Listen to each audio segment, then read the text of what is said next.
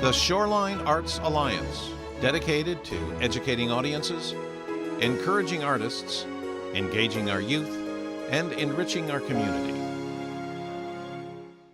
The Shoreline Arts Alliance presents renowned arts events, including Future Choices Awards and Scholarships, a juried art exhibition for outstanding high school art students at the Lime Academy College of Fine Arts. Awards and scholarships are presented to the top artists selected by judges. Images. Images celebrates the art of photography and encourages excellence among photographic artists. It is the oldest annual statewide juried competition and exhibition open to all Connecticut photographers. Awards are presented. Shoreline's Top Talent, Scholarships in the Arts. A competition for Shoreline High School juniors and seniors of exceptional talent in creative writing, dance, instrumental music, vocal music, theater, and visual arts. Scholarships and mentorships are awarded to the winners. Shakespeare on the Shoreline, the most popular and well-recognized summer cultural event of the Shoreline community. Free admission on the historic Guilford Green to an evening of entertaining, engaging, and educational theater. In conjunction with Shakespeare on the Shoreline, we offer the Rising Star Theater Experience summer program for children 7 to 17, promoting creativity, critical thinking, cooperation, literary enrichment, and self-confidence. Tessie Walden Awards, New Voices in Children's Literature, a competition that encourages and nurtures the creation of exceptional quality books for children by unpublished Connecticut writers and illustrators. Awards are given to the winners. Shoreline Art Space Series and Special Events, a collaborative arts exhibition program showcasing the creativity, expression, and voices of Shoreline fine artists in a local gallery or public setting for free. In addition, we often produce special events from quartets to quintets to celebrated choir and a cappella groups. Member organizations. The Shoreline Arts Alliance provides an arts calendar at www.shorelinearts.org for up-to-the-minute happenings, weekly e-blasts called Arts Week at a Glance and Quotable and Notable, workshops, and a peer advisory network to our members. We have had great success for more than 3 decades and look forward to many more decades filled with outstanding cultural opportunities. To succeed, we need the support of foundations, corporations, local businesses, cultural agencies, and most importantly, individuals, families, and artists like you to make it happen. Your gifts support our mission to educate audiences, encourage artists, engage our youth, and enrich our community.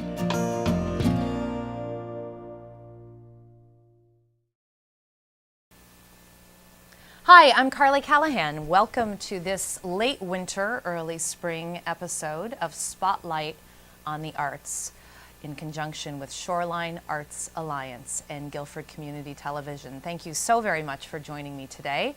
And I am very excited today to be interviewing the lovely and talented and exceptional Elizabeth McMillan of Vivid Ballet from Hartford. Vivid Ballet is a fantastic company, and I look forward to chatting with Elizabeth shortly about her company and her career and sharing some of the wonderful parts of her company with you, our audience. Also stay tuned because we will be talking to Earl Grenville-Killeen, who is an artist that has really made a name for himself nationally, and he's an absolute treasure that lives close by to all of us. He is a fascinating gentleman, and his body of artwork that he has produced over the years is truly stunning. So please stay tuned for that as well.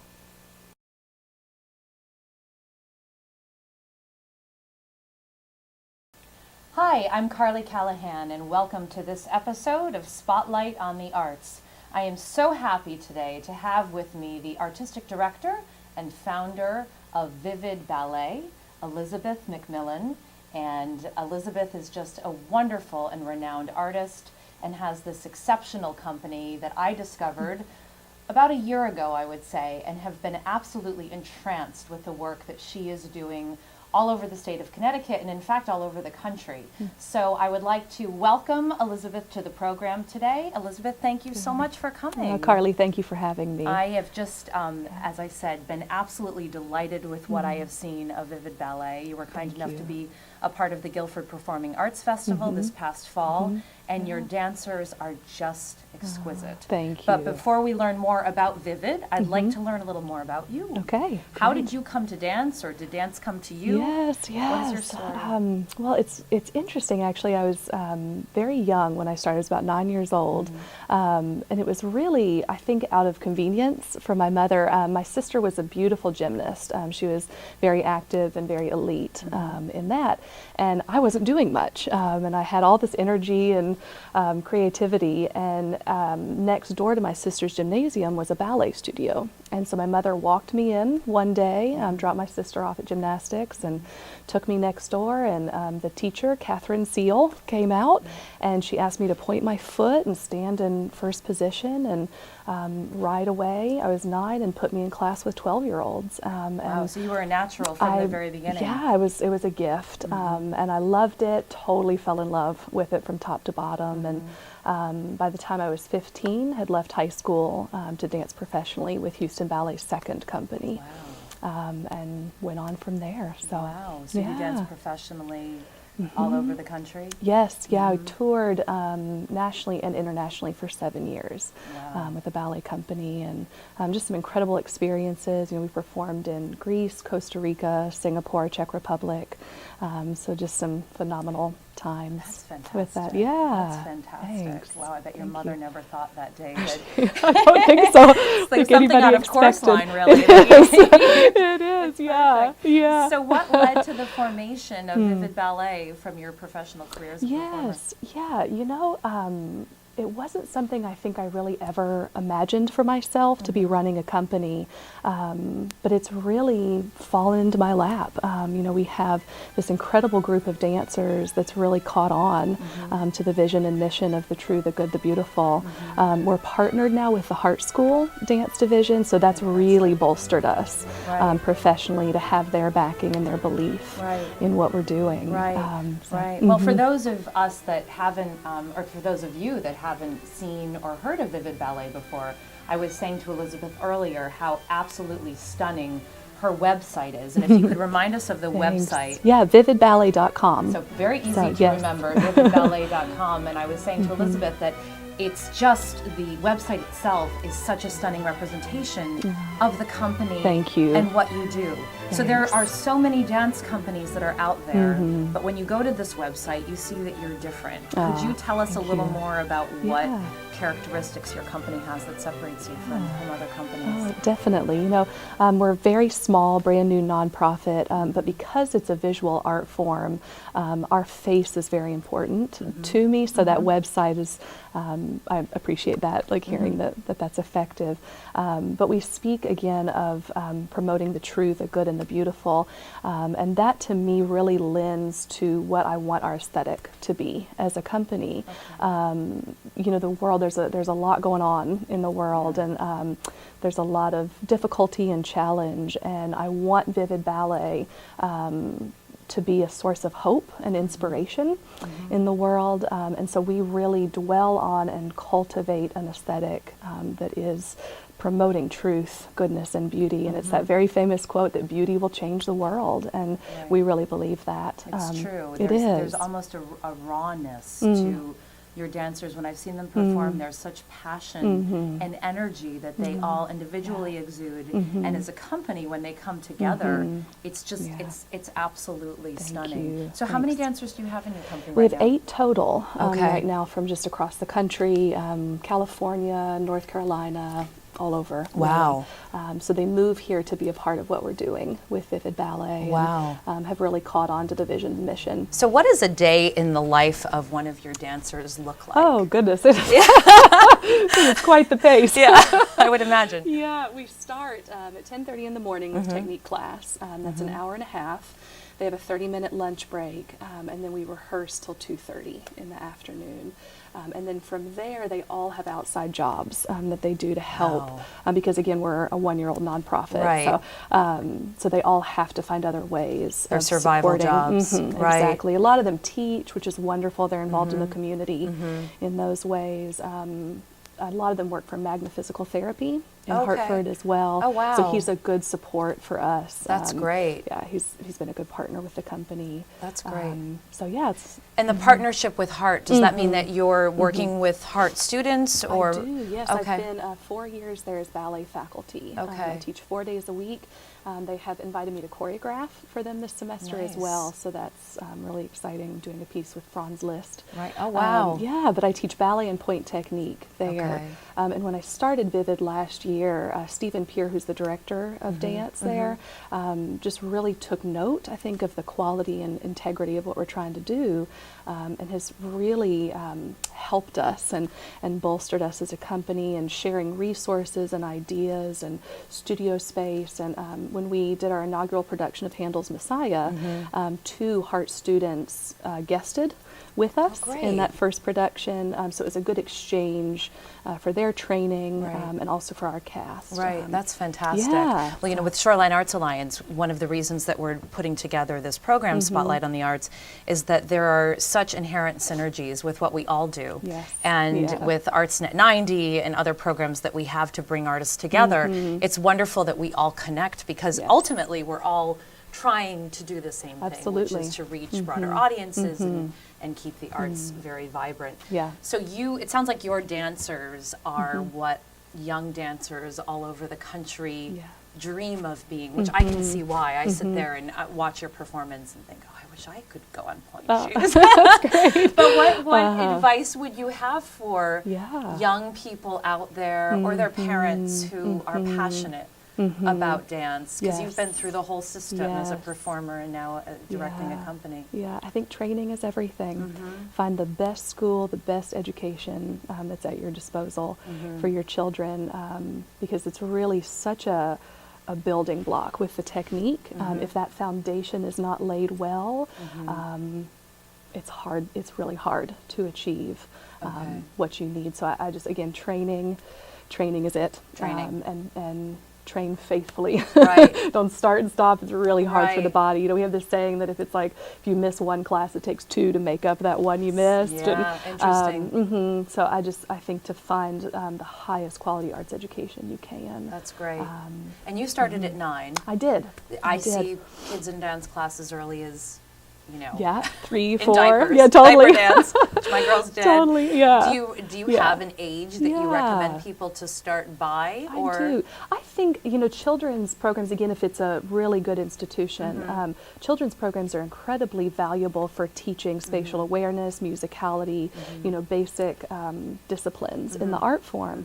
But I think, around 7, 8 years old is a really good time to start focusing on the foundational technique Right. of the Right. art form. So, Right, yeah, fantastic. Yeah. So for Vivid, because I'm sure that everyone out there is going to want to come and see your performances. thank you. Which they should, because they're exceptional. Thanks. What is your upcoming season? Yep. What does it look like? Yeah, well, we started in the fall, in September, building our first production of Handel's Messiah. It was wildly received, I very heard it was well. amazing. Oh, we were so thankful Yeah. for the support. So we're going to be producing that again Okay. next season. But the rest of the season, the second half, we really focus on developing our contemporary repertoire for this season. So I had a guest choreographer come in, Caleb Mitchell. It's his name. He's all the way in from California, but he's our resident choreographer for the Okay. company. So he created a brand new contemporary piece to a Vivaldi section, and then we're doing excerpts of Romeo and Juliet. Also, and Stephen Peer from the Hart School is choreographing the pas de deux for Oh, Romeo and Juliet, fantastic. and then I did a few other movements. with Fantastic. that. So where will these be performed? This is at the University of St. Joseph in West Hartford. Okay. It's March 11th at 4 o'clock p.m. Oh, on a fantastic. Sunday. So, Fantastic. yeah. And so people can also visit your website Yep. for information about Certainly. upcoming performances and all the rest. Yep. Well, that is wonderful. And Great. I hope people will take advantage of Vivid Ballet, because what a tremendous resource to have right here. So you're located, your home is up in Hartford, The right? company's home, Right, yes. right. Yep. But you're all over the state of I am. Connecticut. And you were down in D.C. as well, right? Yes, we were. We were invited Right. to perform at the White House. Wow. So that was really an honor for us, just the history Right. and that iconic symbol for our country. Right, right. That is so fantastic. It was a real treat. That Yeah. is fantastic. Well, Thank you. congratulations to you Thanks. on being the genesis for such a fantastic and beautiful company. It really is stunning work that you're Thank doing, you. and we are so Thanks. appreciative of you bringing this to our community. Thank you, Carly. Yes, thank you so much. And again, that's vividballet.com. Please visit their website. I promise that you will be enthralled with what you see and what you hear. It is just a stunning organization. And again, Elizabeth, thank you so much for coming today. Thank you. Thanks for having me. You're Yeah. welcome.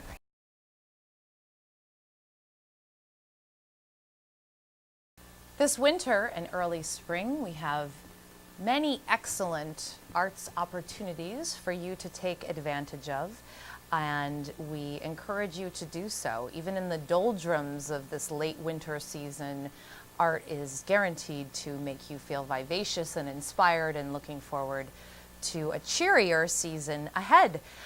We had a previous interview with the wonderful and fascinating artist Earl Killeen, and I would encourage you to experience his work in person.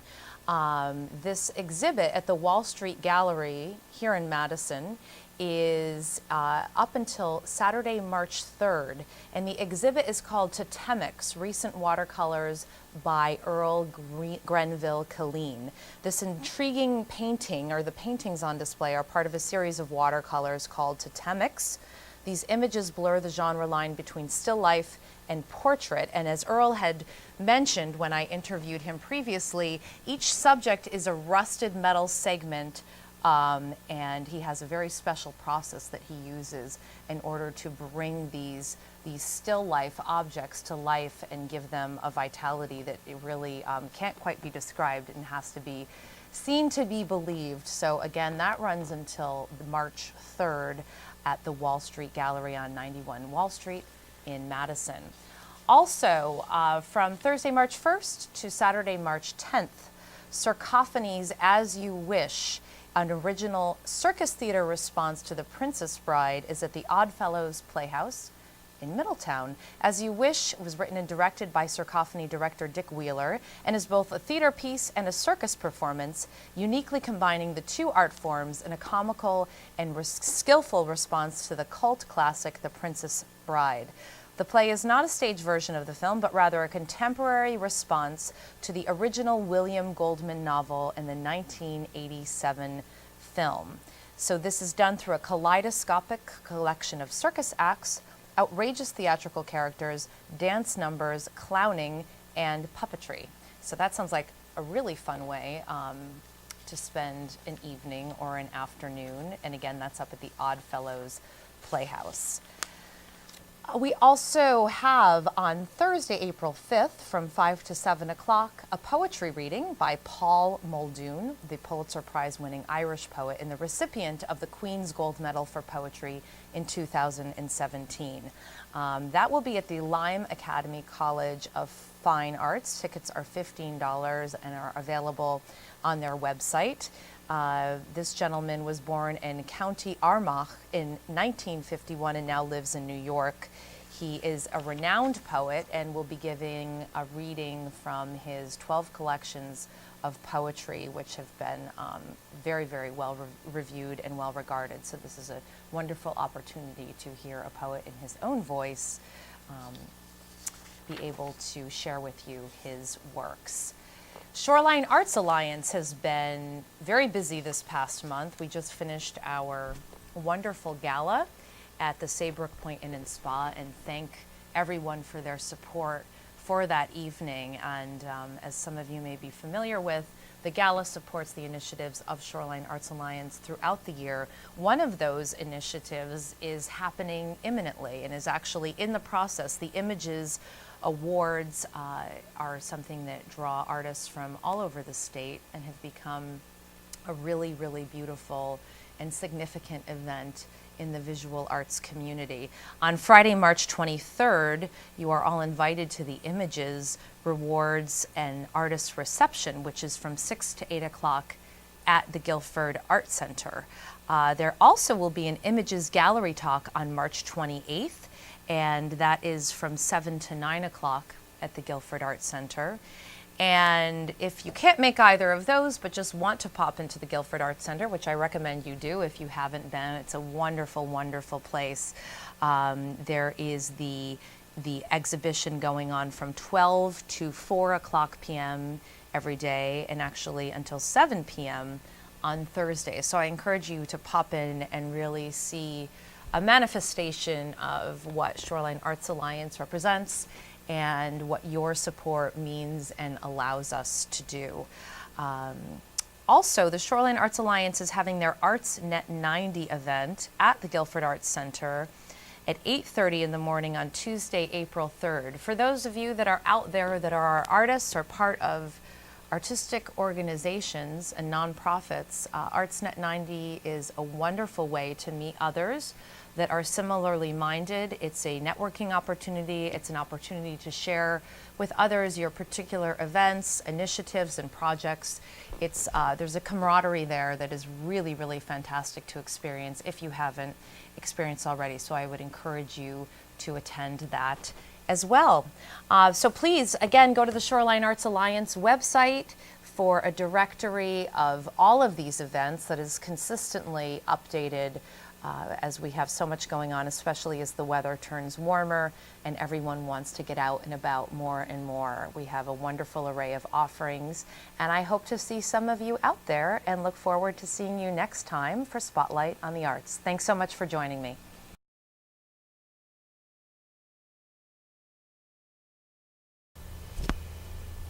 Hello and Happy New Year. I'm Carly Callahan, host of Spotlight on the Arts, and I'm so pleased to welcome you to this January-February episode. I have the great honor today of being here with Earl Killeen and Rachel Killeen. Earl is a renowned artist and a treasure of the Connecticut, Shoreline, Connecticut, and in fact, the whole nation, a fantastic, fantastic artist. And I wanted to take this opportunity today to chat with him about his work, about his writing, about his art, of course, and about his take on the culture and arts of our community. So welcome, Earl. Thank you. And welcome, Rachel. Thank you so much for coming. So Earl, you are an author, an artist, a personality that is fascinating in the little that we spoke before the filming today. So I'm really excited to learn more about your history and what got you into the arts in the first place.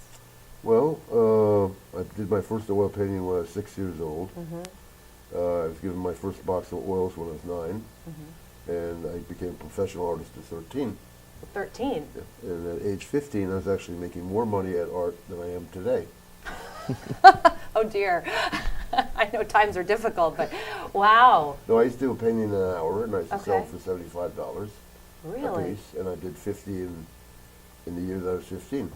So Wow. you do the math. And so would people come to you individually? Would you? Yeah, I took a lot of commissions. Okay. And my mother worked at a bank, and she hung my work in the bank, and it brought notice to two nationally known artists who loved my work, and one actually purchased a couple of pieces, and that was the start. Wow. So where did you go from there after 15? Well, my parents got divorced, and I was living with my godparents, and I entered a local art contest in Westchester County. I was living in Pleasantville, New York, and I won first prize, second, third, and 2 honorable mentions. And then A sweep. And then they realized that it was all the same artist, so they had to drop my second and third prize and give me 2 honorable mentions there. Wow. But anyway, I won a scholarship to a private, here we go, another oxymoron, to a private girls' school that my mother graduated from, and it was an experimental co-educational summer, Right. so which never repeated after me. And I fell in love with education. I fell in love with art in a deeper sense. And I started to realize the more deeper importance of art in our lives. And it just got better from there. Really? Yeah, yeah. So you finished school No, I'm a dropout. Okay, well, I wanted to be an artist. I didn't see the point in going to school and learning things I didn't need to know Right. about doing art. right. But it sounds like you understood more fully what it meant to be an artist Oh, yeah, while yeah. you were at school. Yeah. And so you just continued on and more people purchased Yep. your paintings? Yep. That's fantastic. Of course, there were rough spots. There's always bumps in the road. Nothing's Right. ever smooth. Right. So I'm still looking for that golden success cloud in the sky. Aren't we all? Yes. Now, have you found that your style has evolved? Oh, absolutely. Significantly? Absolutely. The older you get, the more advanced you become. And there was a hiatus when I didn't paint for how many years? 20? 20 years. And Wow. when I picked it up, I was 20 years better than I was 20 years ago. Although I hadn't done anything to grow, but just my age, my maturity. Right.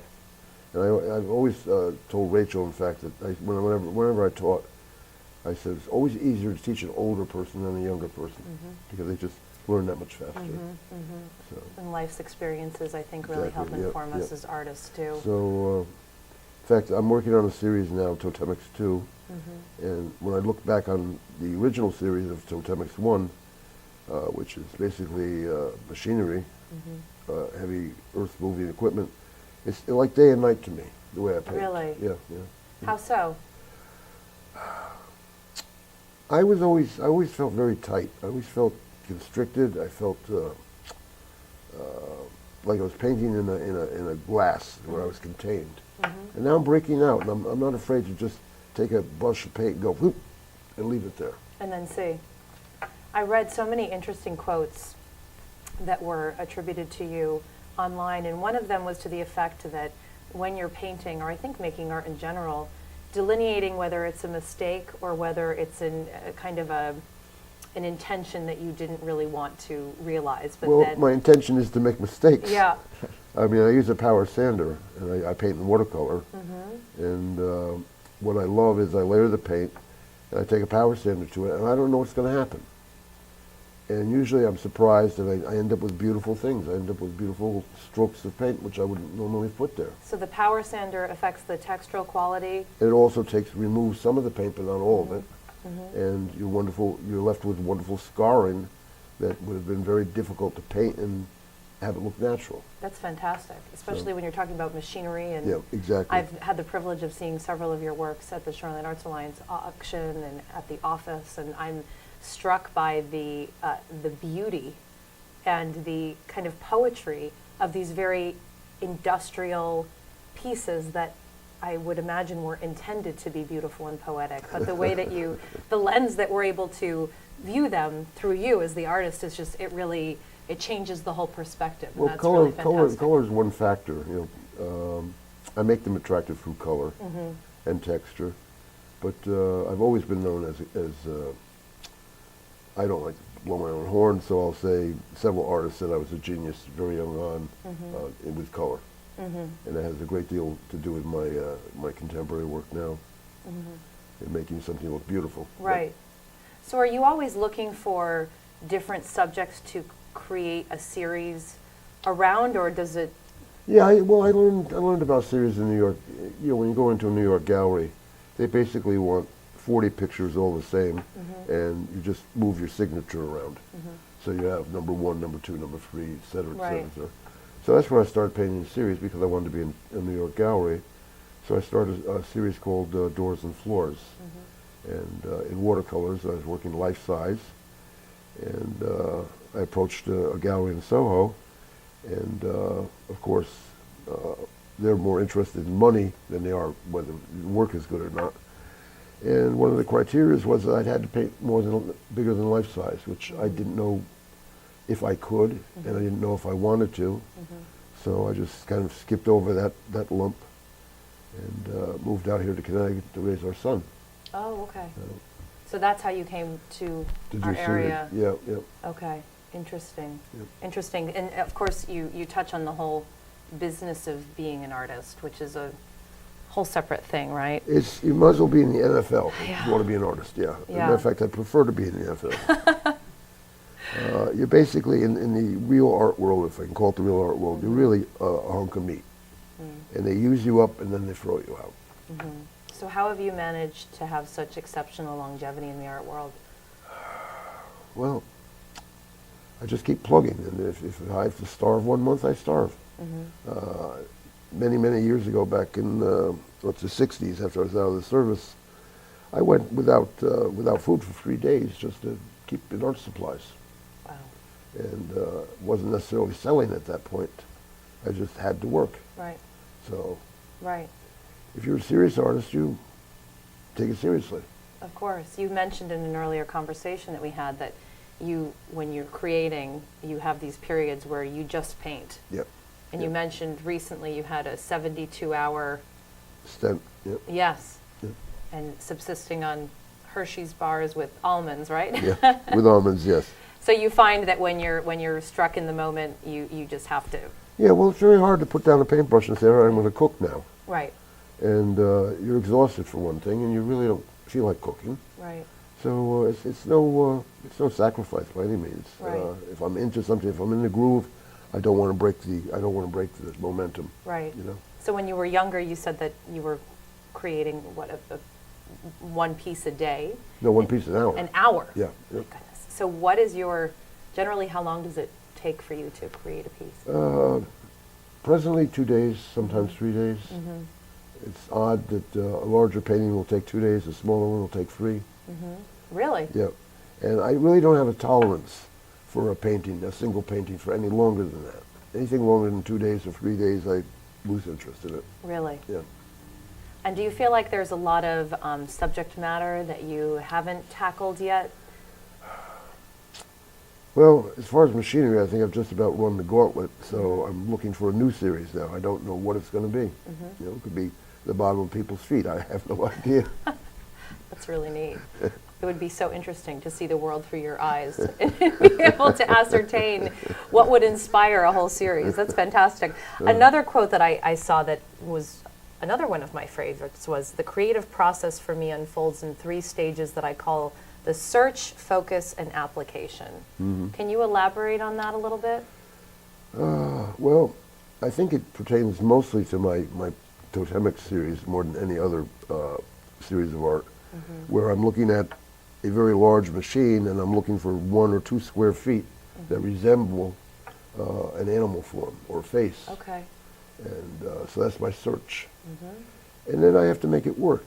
I can't paint it verbatim exactly as it is. I have to, you know, futzy with it, as it were, tinker with it to get the personality out, make it a living thing. And it's not easy. I could imagine not. No. Wow. No. And so you, in your process of creating, you had mentioned that you're painting and then you're using a sand... Yep, power sander. Power sander. And can you explain to our audience what that does to the physicality of the piece? Well, what I do is I do a drawing and then I map everything out in cadmium red, because cadmium red does not sand. Oh. It doesn't come off. So I sand that, and what it does is it brings up the gum arabic and it crystallizes it. So you can put paint on top of it and it doesn't melt into one another. It doesn't bleed. Okay. So then again, I sand each layer so I'm able to layer. And then, so if I'm putting yellow over red, I don't end up with orange. I end up with yellow. Right. And then the second part of sanding is I get really tough. I really put some pressure on it and I take paint off. And so you get these natural rust marks, which if I painted a rust mark on it, it wouldn't look as good as the erosion, the natural erosion that would actually cause. Right. And how long have you used this technique? Since 83, would you say? I'm trying to remember the secret. No, I think that you were still doing doors and floors then. It was probably later. Yeah. Maybe 85. That's really neat. So would you call that your signature? Yeah. It's funny. It wasn't like I was a genius and I said, "Oh, I'm going to paint with a sander." Right. What I did is I started a painting, a watercolor, and I didn't like it, and I said, "Oh, I don't have any more paper. Well, how do I get rid of it? Well, I'll sand it off." So I sanded it, and it just burnished what I had Right. instead of taking it off. I said, "Oh, like that's nice. I like that." So took off. So that's an example of something that was Yep. maybe initially thought of as a mistake that in fact was a real leap forward. Yep. That is fantastic. It was just because I was desperate to paint, and I Right. didn't have a surface. This happened to me once before, when back in the '70s, and I had to paint one night. I just had to paint, and I had a canvas with a painting on it, and I didn't care for the painting, so I sprayed it with black paint. I had this beautiful painting on it, and I was managing a gallery at the time. This was in Norwalk, Connecticut, and I hung it up. About 2 weeks later, I walked in, and I walked past the painting, and something struck me as being odd. And I turned around and I looked, and my painting was black. I had a black canvas. The painting had slid off in the night. Oh, no. Because I'd used enamel paint Yeah. to prime the canvas with. Okay. So Wow. you have to be careful when, I would imagine. when you're desperate, you know. Yeah.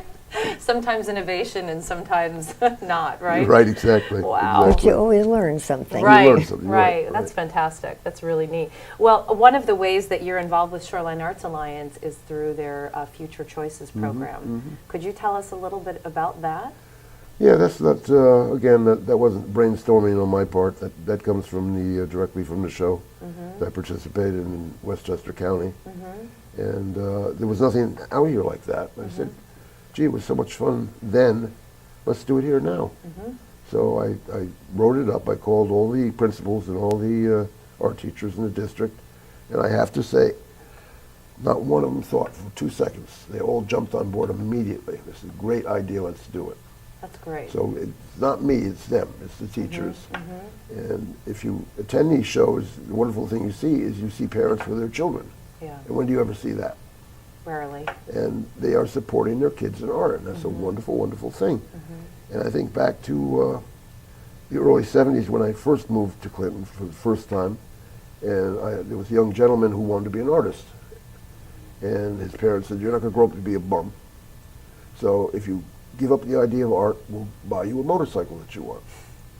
So he said, okay, so they gave him a motorcycle, and if he were alive today, you know, he'd be a bum and an artist. But unfortunately, he was killed on a motorcycle. It's tragic. Yeah. So what, would you have any words of advice for aspiring artists out there, younger people? Yes, never lose your hand in art, but don't think that you're going to be an artist, because that's like saying you're going to be a star in the NFL. It doesn't happen. Happens to very few people. But art is very, very important in people's lives. It's an avenue of thought. It gives you a passage to think and to solve problems. That's very important. So people should always delve in art, even if they don't want to be a professional artist. If you want to be a professional artist, you have to take the lumps, you know. And like I said, if you get into say the New York art world, you're going to be treated like a piece of meat. Right, You know? right. And I know of I knew of two artists who showed in a gallery that I wanted to be in, and one had made $2 million in 1 year, and now he was standing in the bar, my bar, drinking himself to death because he was a 21-year-old has-been. Right. Because once the gallery owner spent you, he shows you the gutter, and nobody picks up 30 seconds. Yeah. So it's a rough world out there. Yeah. So, and the other thing I strongly advise students of, if you're going to go to an art school, go to an art school where you're going to live after you graduate. Because the only way you're going to break into any art world in any city is if you're introduced by somebody who's already a known artist, such Right. as your instructor. Right. So if you're going to live in Connecticut, don't go to school in California, Right. because there's no help. That makes a lot of sense. Yep. That makes a lot of sense. And how about the arts community generally up here? You had mentioned when you moved here, initially it was a bit of a desert, but in the 70s it was a desert, and when I came back in the 80s, the only bookstore that was in Clinton was gone. So it was a little bit more of a desert. right. And then I heard about this fledgling arts organization called the Shoreline Alliance for the Arts, and I couldn't fly to Guilford fast enough. I met Myron Gubitz, who was the founder, and I found my niche because I was able to help promote the arts. I did a lot of posters. I raised money for the Alliance, and it kept me busy and kept me very fulfilled. Right. And the Alliance just keeps growing and growing and growing, as it should. It's very important to the community. Right.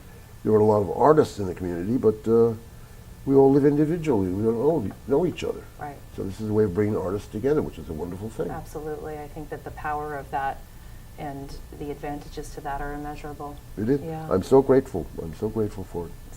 I don't know where I'd be without it, actually. So am I. Well, I'm so grateful for your time today. This has been fantastic Oh, in been chatting my with honor. you. And thank you so very much for all of your work that you've done for Shoreline Arts Alliance and for the arts world in general. It's an honor to talk with you, and I hope to see you again soon. Thank you. And thank you so much, Rachel. Thank you, my pleasure. Great to talk to you today. Thank you. Thank you.